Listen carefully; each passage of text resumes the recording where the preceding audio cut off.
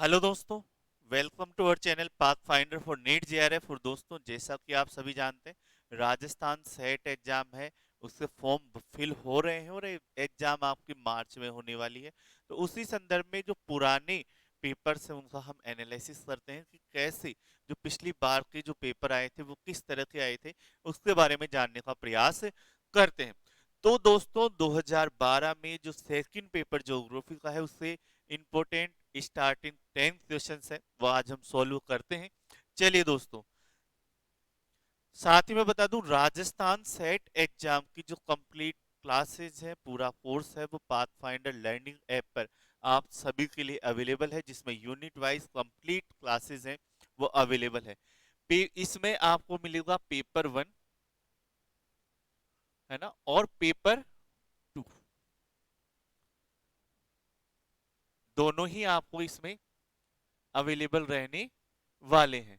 और साथ ही साथ मैं आपको बता दूं, पेपर 1 की जो क्लासेस हैं वो सुबह 10 बजे से 11 बजे तक लाइव रहती है। उसके बाद में पेपर 2 यानी ज्योग्राफी की जो क्लासेस हैं वो आपकी कब से कब तक लाइव रहती है, 11 बजे से 3 बजे तक है वो लाइव क्लास है, वो ज्योग्राफी के पेपर 2 की रहती है। साथ ही साथ अगर हम बात करें पॉलिटिकल साइंस में, तो पॉलिटिकल साइंस की जो क्लासेस हैं वो मॉर्निंग में 8 बजे से 10 बजे तक रहती है, और उसके बाद में 4 बजे से 6 बजे तक पॉलिटिकल साइंस की जो क्लासेस हैं वो लाइव रहती है। और इन लाइव क्लासेस को आप कितनी ही बार रिकॉर्डेड फॉर्म में देख सकते हैं, तो ये आपको रिकॉर्डेड भी अवेलेबल रहती है। अगर हम बात करें कि प्राइस क्या रहने वाली है सेट और नेट दोनों ही के लिए, तो अभी 2100 रुपए इनकी प्राइस है, जो निश्चित रूप से कल से यानी 1 फरवरी से बढ़ने वाली है। परंतु आपको आज 2100 रुपए भी नहीं देना। क्यों? क्योंकि रिपब्लिक डे ऑफर पर आपको 50% ऑफ है, वो मिलेगा इन सभी पर।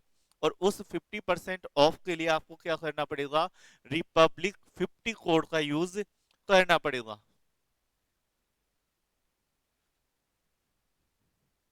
रिपब्लिक 50 कोड का यूज आपको यहां पर जाकर कर कर आप सिर्फ 50% ऑफ, यानी अगर 2100 की क्लास है तो उसे आप 1050 रुपए में प्राप्त कर सकते हैं, जिसमें पेपर 2 और पेपर 1 दोनों की क्लासेस आपको अवेलेबल है। और ये निश्चित माने कोर्स हम टाइम से पहले, एग्जाम से पहले आपको करवा के देंगे। आप देख सकते हैं क्लासेस में, और पहले भी हमने किया है और इस बार भी हम करेंगे। क्यों? क्योंकि क्लासेस का आप टाइमिंग देख सकते हैं कि लाइव क्लासेस हमारी कितनी ज्यादा और लंबे समय तक चलती है।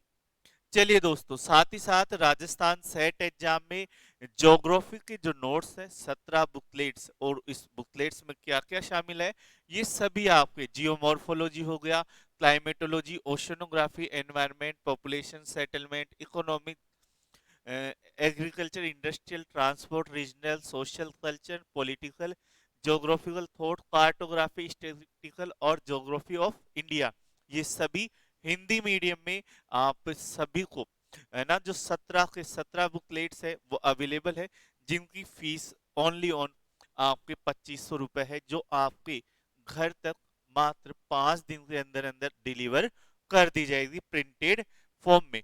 और कंप्लीट नोट्स है जिनमें आपको सभी डिटेल्स है वो अवेलेबल है। साथ ही अगर आप अपनी तैयारी को टेस्ट सीरीज के माध्यम से धार देना चाहते हैं, तो टेस्ट सीरीज प्रोग्राम है वो भी आपको पाथ फाइंडर लर्निंग ऐप पर अवेलेबल है।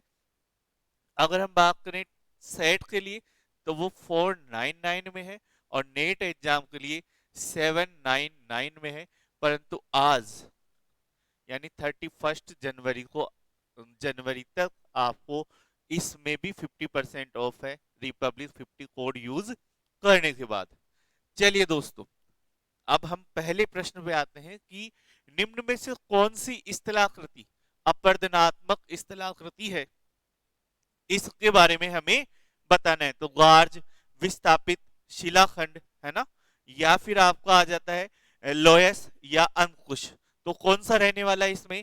गार्ज आपका आंसर है वो सही रहने वाला है, नदी निर्मित अपवर्तनात्मक स्थलाकृति है। चलिए दोस्तों, नेक्स्ट चलते हैं। जो वायुमंडलीय परत विषम मंडल का अंग है वह है, तो सममंडल और विषम मंडल दो हम बांटते हैं परतों में, सोम मंडल, समताप मंडल, आयन मंडल, मध्य मंडल, ये तो हम बांटते ही हैं। उससे अलावा हम उसे रासायनिक संरचना के आधार पर सममंडल और विषम मंडल में बांटते हैं। तो विषम मंडल का अंग है ये हमें बताना है, तो आंसर कौन सा हो जाएगा? आयन मंडल आपका किस में आ जाएगा? विषम मंडल के पार्ट्स में डिवाइड होता है। चलिए दोस्तों नेक्स्ट चलते हैं।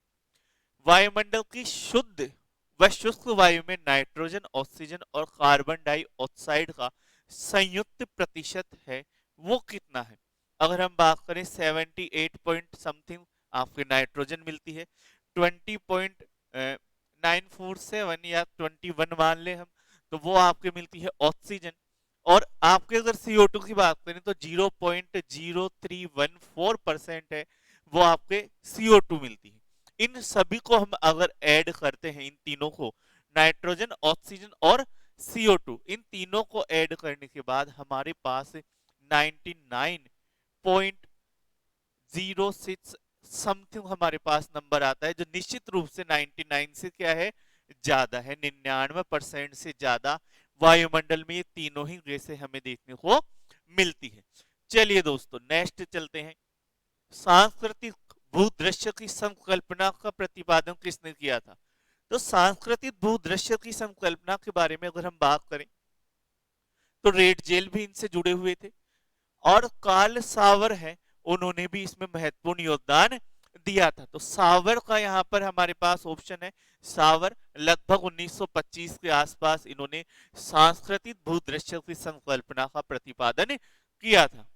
चलिए दोस्तों नेक्स्ट क्वेश्चन पे चलते हैं। अस्थायी अधिवास जिनके द्वारा बनाए जाते हैं, यानी ऐसे अधिवास जो निश्चित रूप से क्या होते हैं? स्थायी प्रकृति के नहीं होते हैं। वो ऋतुओं के अनुसार या समय, दो दो महीने 3 महीने के अनुसार अपने अधिवासों को ट्रांसपोर्ट करते रहते हैं, यानी एक स्थान से दूसरे स्थान पर ले जाते हैं। ठीक है, यानी वो अस्थायी होते हैं, तंबूनुमा अधिवास वो बनाते हैं। तो कृषक तो स्थायी बनाते हैं, जीवन भर उन्हीं खेतों में उन्हें काम करना है। खननकर्ता भी स्थायी बनाते हैं, मछुआरे भी स्थायी बनाते हैं। लेकिन अगर चरवाहे की बात करें तो वो चारे, अपने पशुओं के लिए चारे और पानी की तलाश में एक स्थान से दूसरे स्थान की ओर जाते रहते हैं। तो ये वाला है वो आपको कौन सा आ जाता है? डी आंसर इसमें सही रहने वाला है। नेक्स्ट प्रश्न पे चलते हैं दोस्तों। सुमेलित करना है हमें। तो प्रधान नगर किसने दिया? मेगालोपोलिस किसने किया? केंद्रीय व्यापारिक क्षेत्र किसने दिया? और कोटि आकार नियम है वो किसने दिया? तो ये हमें बताना है। तो कोटि आकार नियम जिफ ने दिया। ठीक है, पहला कोटि का शहर, फिर उसी के हिसाब से हमें दूसरी कोटि का शहर, तो कोटि आकार वाला नियम जिफ ने दिया। केंद्रीय व्यापारिक क्षेत्र के बारे में कॉल्बी ने बताया। मेगालोपोलिस के बारे में जेफरसन ने बताया। और प्रधान नगर की संकल्पना का प्रतिपादन किसने किया? ओ सॉरी सॉरी सॉरी, मेगालोपोलिस के बारे में, प्रधान नगर के बारे में जेफरसन ने बताया, और मेगालोपोलिस के बारे में गॉटमैन ने बताया। तो आपका जो सही आंसर है वो इसमें कौन सा हो जाएगा? बी आंसर आपका सही रहने वाला है। तो आंसर बी आपका सही हो जाएगा दोस्तों। चलिए नेक्स्ट पे चलते हैं। ज्योग्राफी ऑफ पीस के लेखक थे, तो कौन थे ज्योग्राफी ऑफ पीस?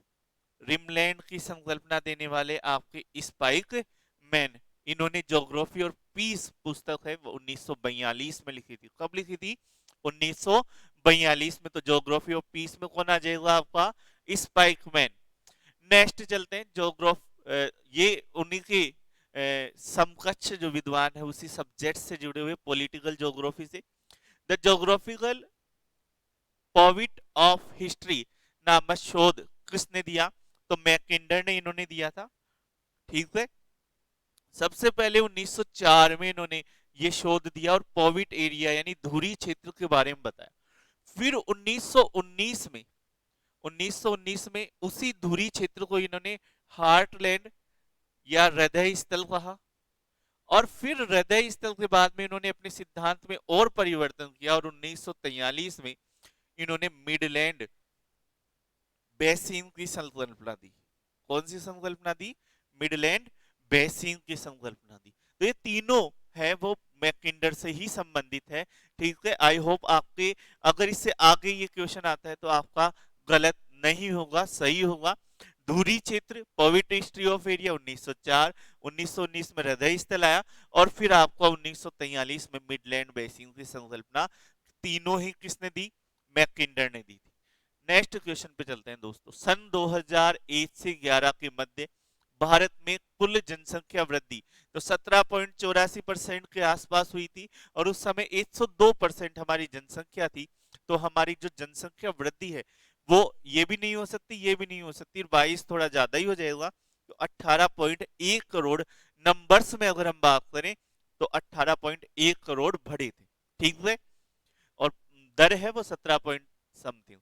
जिस जनगणना वर्ष के बाद जनसंख्या की दशकीय वृद्धि दर निरंतर घट रही है वह कौन सी है? यानी ऐसी जनसंख्या वृद्धि ऐसी जिस जनसंख्या वर्ष जिसके बाद निरंतर भारत की जनसंख्या वृद्धि दर, यानी जनसंख्या तो बढ़ रही है लेकिन उससे बढ़ने की गति है वो धीमी हो गई है। ठीक है, जैसा अगर मैं बोलूं कि मेरी 100 जनसंख्या है तो 100 में 10 25 बढ़े तो कितना बढ़ा? 25% बढ़ा ना।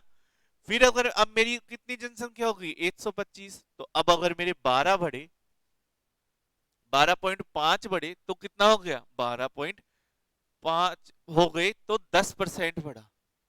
ठीक है, तो जनसंख्या तो बढ़ी 12.5 लेकिन बढ़ने की जो दर है, बढ़ने की जो दर है वो मेरी क्या हो गई? कम हो गई। बढ़ने की दर में क्या आ जाती है? कमी आ जाती है। तो इसे ही हम क्या बोलते हैं? सॉरी, तो इस चीज को ही हम क्या बोलते हैं कि जनसंख्या वृद्धि दर में कमी आ रही है। जनसंख्या तो बढ़ रही है पर बढ़ने की दर है वो कम हो रही है। तो वो जनसंख्या की कौन सी? 1981 के बाद भारत की जनसंख्या वृद्धि दर निरंतर क्या है? कम होती जा रही है। ठीक है, 1951 से आपका 81 के बीच हमें जनसंख्या विस्फोट की स्थिति भी है वो देखने को मिली और उसके बाद में धीरे धीरे निरंतर उसमें कमी आ रही है। तो ये इंपॉर्टेंट महत्वपूर्ण 10 प्रश्न थे दोस्तों। आई होप आप सभी को अच्छे लगे होंगे। साथ ही साथ मैं बोलूंगा कि आपके पास तैयारी के लिए बेहद महत्वपूर्ण जो सामग्री है वो सभी पाथफाइंडर लर्निंग ऐप पर उपलब्ध है। क्लासेस हो, नोट्स हो, टेस्ट सीरीज हो, तो एक बार जाएं जरूर से देखें और अगर आपको अच्छा लगे तो उनका प्रयोग है वो भी करें। साथ ही साथ वहां पर आपको फ्री टेस्ट वगैरह सभी सामग्रीज है वो अवेलेबल है। धन्यवाद दोस्तों, आई होप आप सभी को पसंद आया होगा। Good night.